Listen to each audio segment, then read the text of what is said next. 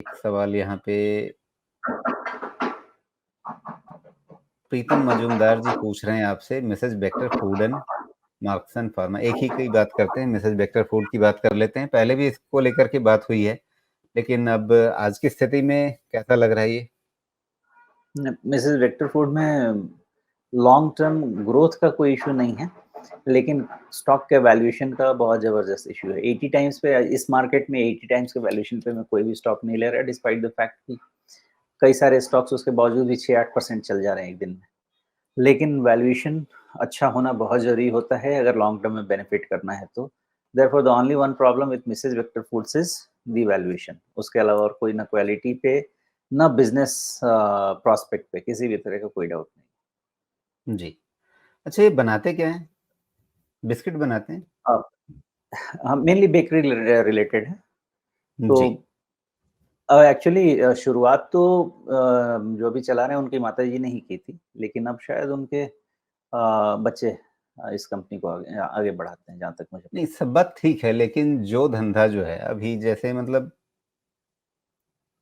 जलेबी की फैक्ट्री कोई कंपनी लगा ले, तो आप उसे कितना वैल्यूएशन देंगे? जलेबी हर नुक्कड़ पे, हर चौराहे पे कोई न कोई हलवाई बना रहा होता है। वैसे ही बेकरी हर नुक्कड़ पे आज की तारीख में उपलब्ध है। तो ठीक है, आपकी बेकरी बहुत अच्छी चल रही होगी, आपने बहुत लार्ज स्केल पे एक कंपनी बना कर के स्केल अप कर लिया है, सब कुछ अच्छा है, ठीक है। लेकिन इसमें मोट क्या है? मतलब आपकी ऐसी क्या चीज़ है जिसको कोई रेप्लिकेट नहीं कर सकता है? हर नुक्कड़ पे बेकरी है। नहीं। सवाल बहुत अच्छा है। इसमें ना जब भी कोई बैलेंस शीट बनाता है ना, तो उसमें एक बहुत इम्पोर्टेंट फैक्टर होता है वैल्यूएशन में, which is called goodwill. Goodwill जो अर्न की जाती है ना, वो बहुत लंबे समय के बाद गुडविल अर्न की जाती है और जब गुडविल अर्न हो जाता है, तो उसके कारण जो आपको वैल्यूएशन मिलता है, बहुत ही प्रीमियम होता है। व्हाई? बिकॉज़ आपने एक ऐसा ट्रैक रिकॉर्ड एस्टेब्लिश कर दिया है कि आप किसी नुक्कड़ पे सेव बनाने वाले से आप अपने आप को बहुत दूर, बहुत डिफरेंशिएट कर चुके हैं। एंड देयरफॉर जो वैल्यूएशन प्रीमियम होता है, चाहे वो हल्दीराम आप देखें या मिसेस वेक्टर फूड्स देखें, उन सबको वैल्यूएशन प्रीमियम एक डिस्टिंग्विश्ड बहुत ही अलग मिलेगा। और ये सब प्रोडक्ट में देखिए ऐसा कुछ नहीं है, किसी को भी आप अपने घर पे ले आइए बेसन और उसका बना दीजिए सेव, कितना समय लगेगा? कुछ समय तो लगना नहीं है। लेकिन इसको एज़ अ बिज़नेस एस्टैब्लिश कर पाना और अपने आप को एक सबसे अच्छा सेव बनाने वाला एस्टैब्लिश कर पाना समय लगता है और उस समय का आपको प्रीमियम मिलता है इन टर्म्स ऑफ वैल्यूएशन। तो ये गुडविल का मेन वैल्यूएशन आता है और दूसरी चीज़ इन सब ये सब बिज़नेस में क्या है ना, आपका डिस्ट्रीब्यूशन नेटवर्क और आपका खुद का जो ब्रांचेज़ हैं या आउटलेट्स हैं, उसका नेटवर्क बहुत ही मायने रखता है। या तो आपका डिस्ट्रीब्यूशन नेटवर्क इतना अच्छा हो कि आप एक जगह पे भी सेंटर्ड है, तो वहाँ से आपका प्रोडक्ट पूरे देश के कोने-कोने में पहुँच जाए या आपके आउटलेट्स हर जगह इन टर्म्स ऑफ फ्रेंचाइज़ या जैसे भी हैं, आपका प्रोडक्ट वहाँ पे पहुँचे क्योंकि ये खरीदने के लिए क्या है, प्रोडक्ट दिखना चाहिए। वैसे भुजिया फॉर एग्ज़ाम्पल बता रहा हूँ, भुजिया सबसे अच्छा माना जाता है राजस्थान में और जब आप राजस्थान में पहुँच जाएँगे, तो बीकानेर वाले जैसे कई आपको मतलब कई कोने, कई गली में मिल सकते हैं, जिनका आपको बेहतर भुजिया लग सकता है। लेकिन जो डिस्ट्रीब्यूशन रीच बीकानेर वाला ने, हल्दीराम ने बना लिया है, वो डिस्ट्रीब्यूशन रीच सब एस्टैब्लिश नहीं कर सकते हैं क्योंकि इसके पीछे कैपिटल इन्वेस्टमेंट होता है।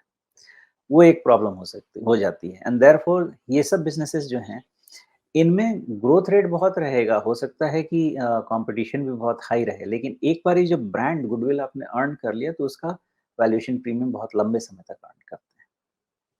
जी। यहाँ पे 2 चीज़ें और। पिछली 4 तिमाहियों से ये लगभग 400 सवा 400 के आसपास की सेल्स कर रहे हैं।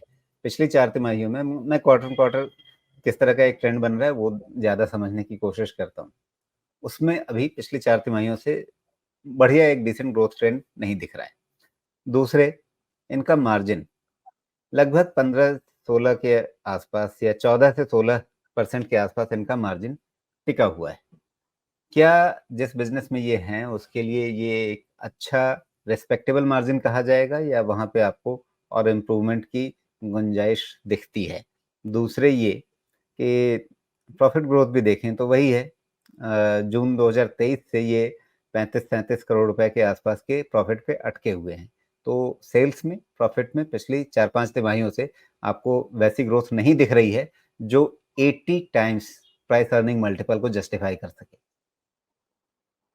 देखिए, ये एक ऐसा बिज़नेस है ना जिसमें आपको बहुत नो हाउ नहीं लगता, या बहुत स्किल्ड एम्प्लॉयी नहीं लगता। ये ऐसा बिज़नेस है जिसमें आपका मटेरियल का एक्चुअल कॉस्ट होगा। इनपुट मटेरियल लगेगा, उसका आपका फिनिश प्रोडक्ट बनेगा, जिसके लिए बहुत कोई आपका स्किल सेट नहीं चाहिए। एंड देयरफॉर मार्जिन हमेशा इसमें वोलेटाइल हो सकता है, क्योंकि आपका जो रॉ मटेरियल है ना, उसके लिए, उसके प्राइसेज़ वोलेटाइल होते हैं, तो आपका जो जो मार्जिन है, वो इम्पैक्ट होगा। इसलिए 15% का margin is not a bad margin. लेकिन डिपेंड करता है राजू जी कि ये अपने शेयर होल्डर्स के लिए कितना वेल्थ जनरेट कर रहा है। ये हाई आरओई बिजनेस से कन्वर्ट हो जाते हैं ना, तो हाई आरओई बिजनेस में आपको वैल्यूएशन प्रीमियम भी ज़्यादा मिल जाता है। इसलिए अगर मान लेते हैं कि किसी किसी का इक्विटी कम है और उस पे रिटेन अर्निंग्स हर साल जो ऐड हो रहे हैं आपके रिजर्व्स में, सरप्लस में, वो बहुत ज़्यादा ऐड होते जा रहे हैं, तो आप शेयर होल्डर्स वेल्थ बहुत तेज़ी से क्रिएट कर पाते हैं।